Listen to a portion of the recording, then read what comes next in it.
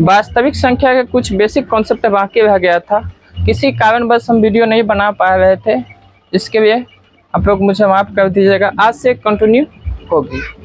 हम लोग वास्तविक संख्या के कुछ बेसिक पढ़ चुके थे, जैसे परिकित संख्या पढ़ चुके हैं, पूर्ण संख्या पढ़ चुके हैं, सम संख्या पढ़ चुके हैं, विषम संख्या पढ़ चुके हैं और अभाज्य संख्या पढ़ चुके हैं। इससे आगे हम लोग पढ़ेंगे भाज्य संख्या। भाज्य संख्या किसे कहते हैं?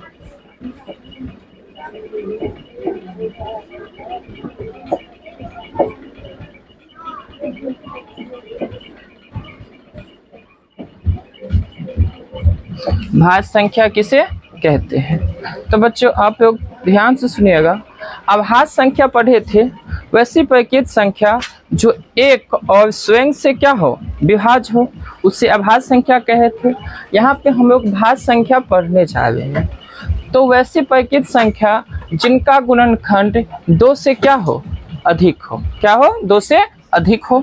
तो आप लोग लिखिएगा वैसी परिकित संख्या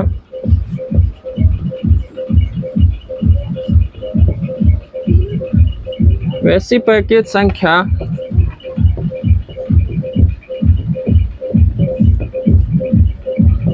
जिनका गुणनखंड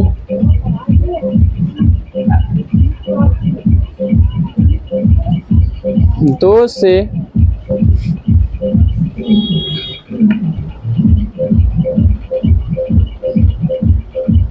अधिक हो, उसे भाज्य संख्या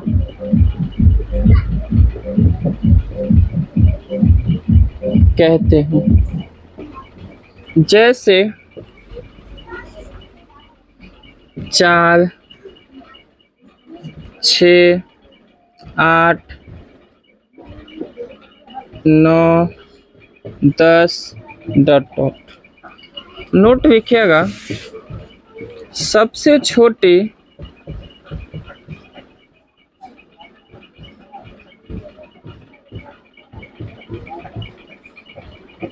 भाज्य संख्या 4 है। एक व्याख्या करके दिखाते हैं, जिनका गुणनखंड क्या होना चाहिए, 2 से अधिक होना चाहिए, वही परिकित संख्या क्या होगा, जो भाज्य संख्या होगा। जैसे एग्जांपल उठा लीजिए, इसमें से कोई भी एक संख्या, जैसे हम 9 लेते हैं तो 9 है, इनका व्याख्या क्या है, 9 एक भाज्य संख्या है। क्यों? ऐसा क्वेश्चन आपके मन में आना चाहिए। तो हम आपको अभी डिफिनीशन बताए हैं भाज्य संख्या, वैसी परिकित संख्या जिनका गुणनखंड 2 से क्या हो, अधिक हो। क्या हो? 2 से अधिक हो। तो 9 का यहाँ पे हम खंडन करेंगे, जो इनका गुणनखंड होगा 1 होगा, 3 होगा, 9 होगा। तो 9 के गुणनखंडों की संख्या कितना है, 3 है, यानी कि 2 से क्या है, अधिक है। इसीलिए 9 एक भाज्य संख्या है। 9 एक भाज्य संख्या है।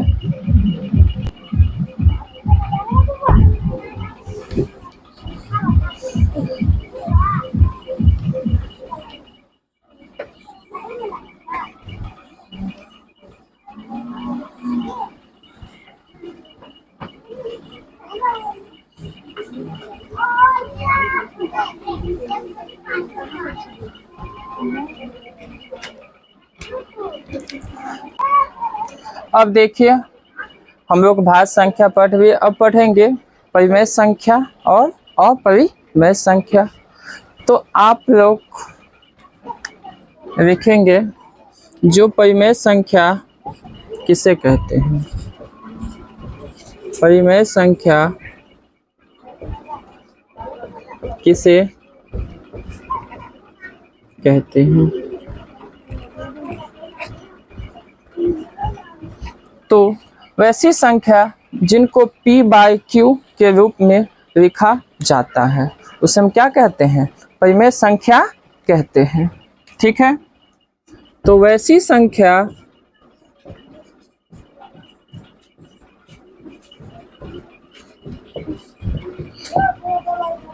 जिनको P बाई Q के रूप में लिखा जाता हो,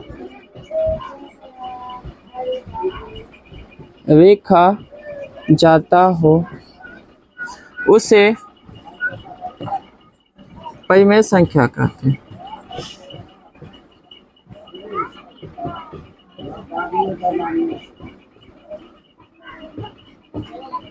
हैं। जहां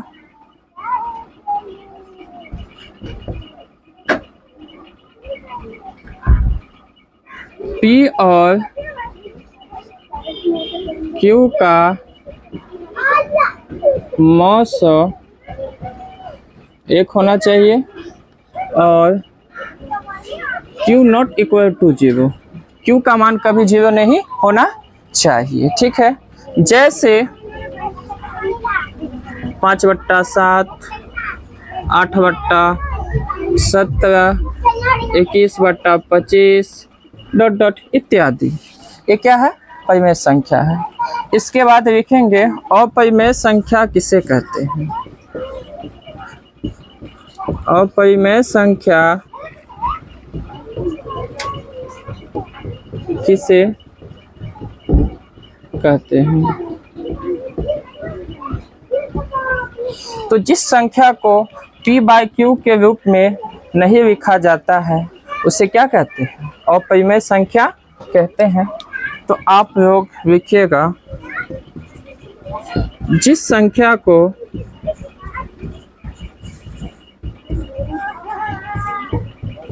P बाई Q के रूप में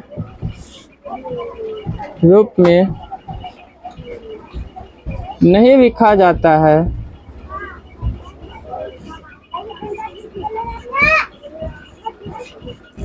उसे अपरिमेय संख्या कहते हैं।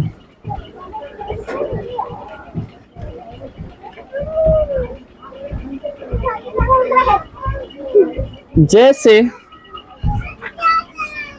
√5, 2√7, √21 ... यहाँ पे नोट ध्यान से लिखिएगा। आप जानते हैं कि पाई का नाम आप लोग अवश्य सुने होइएगा। पाई जो है वह अपरिमेय संख्या है। नोट करके लिख लीजिएगा, पाई, इसको क्या पढ़ेंगे? पाई। इसका मान जो होता है वह लगभग 22/7 होता है। मान लगभग 22/7 या 3.14 होता है। तो यहाँ देखिए, इनका मान जो है, पाई का लगभग मान 22/7, यह परिमेय संख्या है, लेकिन पाई जो है वह अपरिमेय संख्या है। तो पाई एक अपरिमेय संख्या है,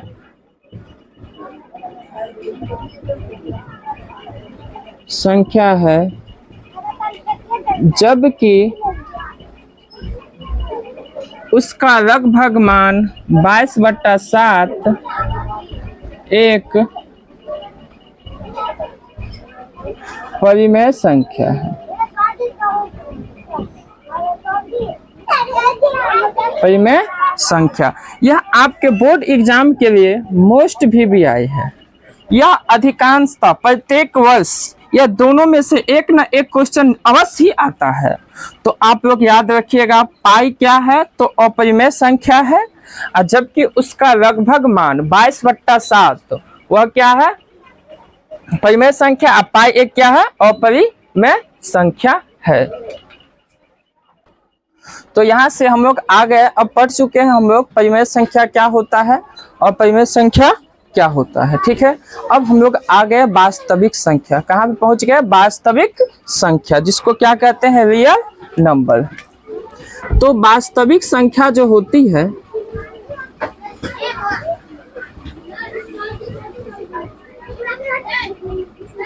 वास्तविक संख्या, यह वास्तविक संख्या का दो भाग होता है।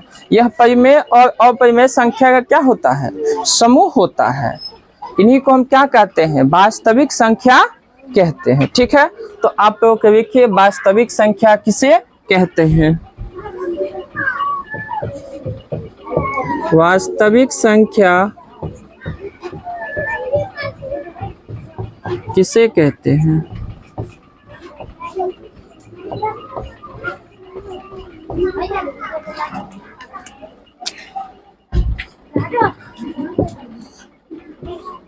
परिमेय संख्या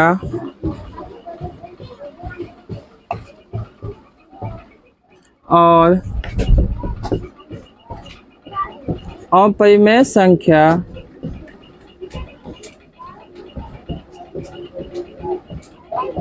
संख्या के समूहों को वास्तविक संख्या कहते हैं।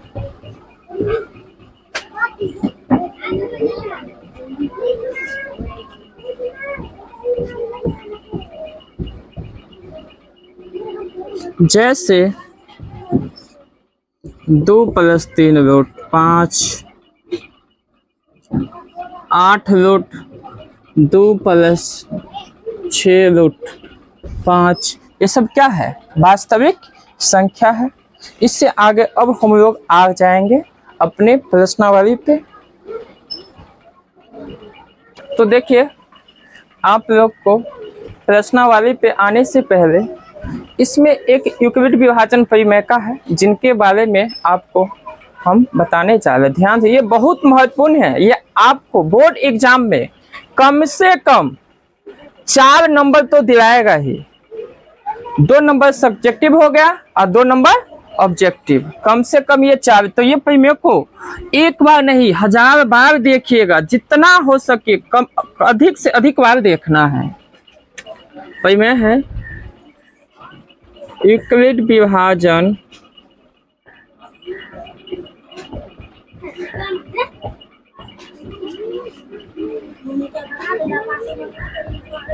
परिमेय का, या इसी को कहते हैं एल्गोरिथम।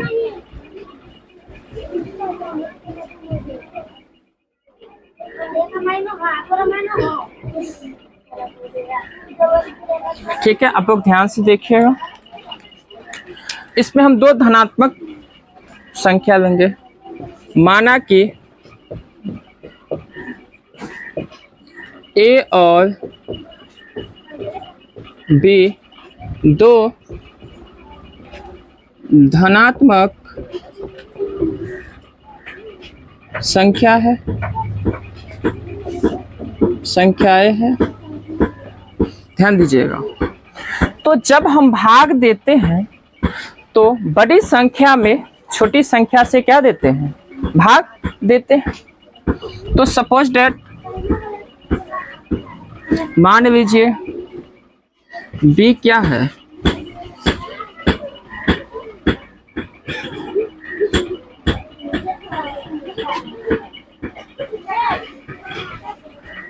ए ग्रेटर देन बी, यानी कि बी छोटा है, ए क्या है? बड़ा है। तो देखिए यहाँ पे हम बड़ी संख्या ए में किससे भाग देंगे? छोटी संख्या बी से। तो भाग देंगे तो यहाँ पे कुछ ना कुछ क्या आएगा? भागफल आएगा। तो भागफल माने हुए जो आ गया सपोज डेट क्यू, उसके बाद यहाँ घटाने के बाद कुछ ना कुछ क्या है? शेष बचेगा, जिसको क्या कहते हैं? रिमाइंडर कहते हैं। ठीक है, इसीलिए ए बराबर बी क्यू प्लस आर, जहाँ आर बराबर 0 less than equal R less than B. यह बहुत पूछा ही जाता है। इसी को यूक्लिड विभाजन परिमेय कहते हैं। यहाँ और देखिएगा, आपको रिफाइन करके बता रहे हैं। आप लोग पढ़ चुके हैं जो भाज्य, भाजक, भागफल और शेषफल क्या होता है। तो भाज्य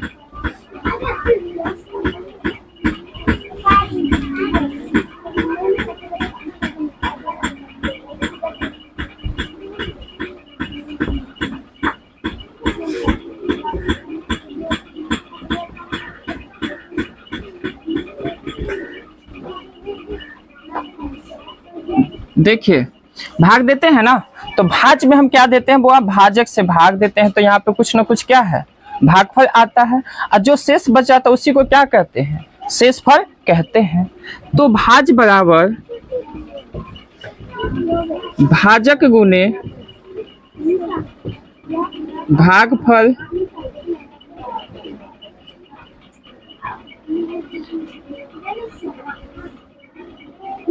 इधर से लिखिएगा, जगह थोड़ा कम है। भाज्य बराबर भाजक गुने भागफल जो क्या होता है, शेषफल। यह आपको बहुत ही महत्वपूर्ण है। अब एग्जाम्पल आपको हम देके दिखाते हैं। जो 8 और 10 दो कोई संख्या है, तो इसमें बड़ी संख्या 10 है, छोटी संख्या 8 है। तो हम भाग जब देते हैं बड़ी संख्या में छोटी संख्या से, तो 10 है, यहाँ 8 है, तो 8 का 8, उसके बाद घटाने के बाद कितना बच गया, 2। तो अब देखिए, यहाँ शेष फल जो बचेगा वह हमेशा क्या होता है, भाजक से छोटा ही होता है, इससे बड़ा नहीं होता है। तो यहाँ पे शेष फल क्या क्या बच सकता था, देखिए, जब हम 10 में 8 से भाग देंगे तो शेष फल क्या क्या हो सकता है। शेष फल हो सकता था 0 हो जाए, 1 हो जाए, 2 हो जाए, 3 हो जाए, 4 हो जाए, 5 हो जाए, 6 हो जाए, 7 हो जाए, 7 तक। यानी कि जो भाजक होता है उससे एक कम तक क्या बच सकता है, शेष फल बच सकता है। यदि हमें 8 आएगा तो 8 तो फिर 8 से क्या होगा, पूर्णतः विभाज्य हो जाएगा। इसलिए शेष फल हमेशा जो होता है वह भाजक से क्या होता है, छोटा ही होता है। क्या होता है, छोटा ही होता है। इस पे आप लोग को हम एक क्वेश्चन अभी बना के दिखा रहे हैं।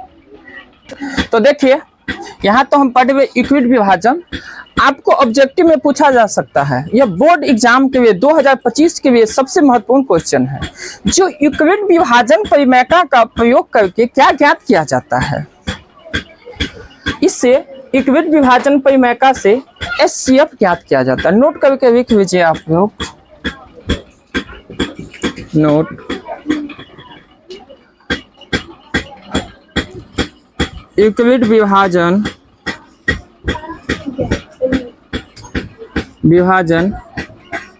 परिमेय के द्वारा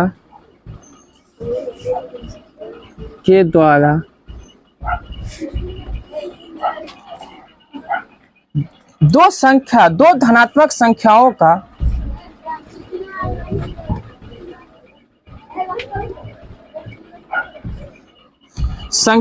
का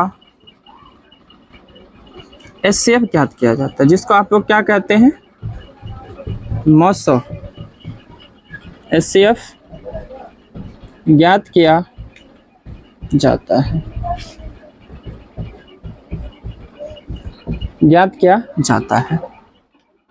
ठीक है। यह नोट है, बहुत महत्वपूर्ण है। पढ़ाता तो सब है, लेकिन ये महत्वपूर्ण बात बहुत कम ही शिक्षक आपको पढ़ाएंगे। आप लोग पढ़े होइएगा, ध्यान से कहीं भी पढ़े होइएगा तो देखिएगा, बहुत कम ही शिक्षक होते हैं जो ये नोट महत्वपूर्ण बात आपको बताएंगे, ठीक है। इसलिए आप लोग एकदम याद ही रख लीजिए, जो आपको बोर्ड एग्जाम में आएगा ही, जो इक्विट विभाजन परिमेका से क्या ज्ञात किया जाता है, तो दो धनात्मक संख्याओं का मौसक ज्ञात किया जाता है। एक क्वेश्चन देखिएगा आपके सामने, जो बोर्ड एग्जाम में रहने की उम्मीद है। हम लोग चैप्टर पे आ जाते हैं। यहाँ उदाहरण देखिएगा,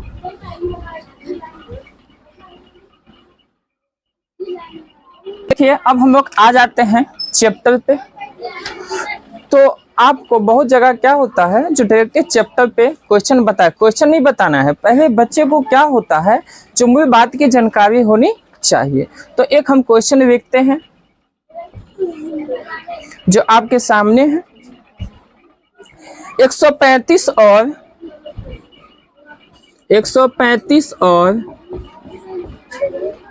225 का HCF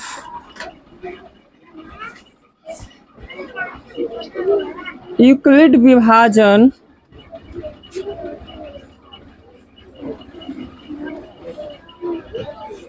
परिमेका का प्रयोग करके ज्ञात करें।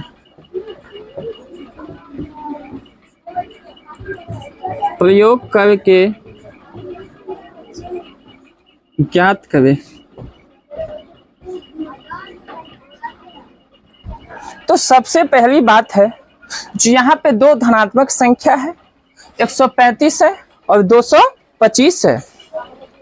तो इसमें छोटी संख्या कौन है, बड़ी संख्या कौन है, इनका पहचान हम करेंगे। तो हम लोग देखते हैं, जो 135 और 225 में 135 छोटी संख्या है और 225 क्या है, बड़ी संख्या है। तो यहाँ पे मान लेंगे A बराबर 225, B बराबर 135, अर्थात A ग्रेटर देन B, यानी कि A बड़ा है, B क्या है, छोटा है। तो यहाँ पे हमको किन का प्रयोग करना है, यूक्लिड विभाजन परिमेका का प्रयोग करना है। इसीलिए यूक्लिड विभाजन परिमेका से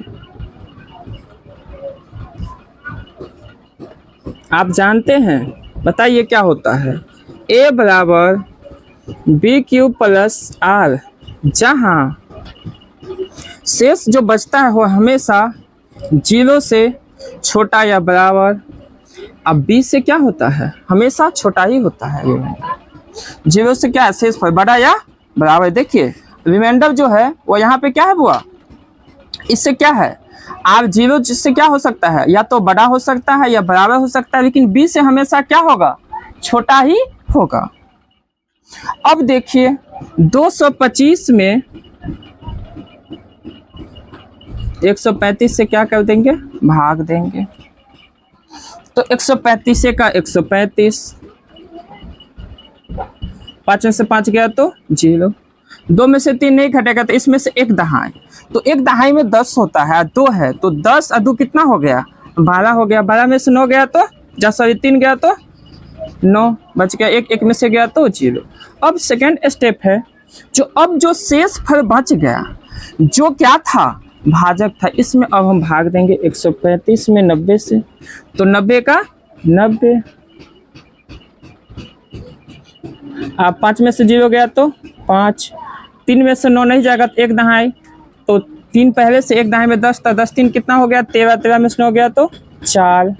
अब फिर बचा शेष फल 45, तो 45 90 में कितना से भाग देंगे, 45 से, तो 45 तो ना 90, यानी कि जब तक क्या है, शेष फल 0 ना आ जाए और अंतिम भाजक जो होता है वही क्या होता है, मौसौ होता है। क्या होता है, मौसौ। तो देखिए 1 स्टेप, 2 स्टेप, 3, यानी कि इसमें 3 स्टेप में क्या है, शेष फल क्या बचा, 0 बचा। लिखेंगे बुआ, इसीलिए चरण नंबर 1 इसी पे बैठाना है, यूक्लिड विभाजन परिमेका पे ही। तो कितना है, भाज्य 225, तो B भागफल सॉरी बी है आपका भाजक है। तो 135 गुने 1 जो शेष भाई कितना बचा हुआ है 90। इसीलिए r बराबर कितना है 90 है। अब चरण नंबर 2। अब स्टेप 2 में क्या है 135 है ना, तो क्या होगा 90 गुने 1 जो कितना है बाबू 45 शेष पर, जो कि r बराबर कितना है 45। चरण नंबर 3 कितना है 90, तो 45 गुने 2 प्लस क्या हुआ 0, तो r बराबर क्या आ गया 0। इसलिए यह प्रक्रिया यहीं पे क्या हो जाता है समाप्त हो जाती है। देखेंगे बच्चों की r बराबर क्या 0 है, यह प्रक्रिया यहीं पर समाप्त होती है, समाप्त होती है, समाप्त होती है।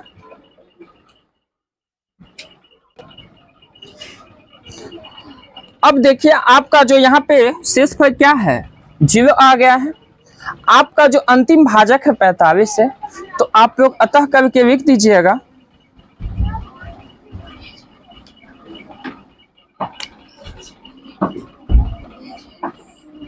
अतः 135 और 225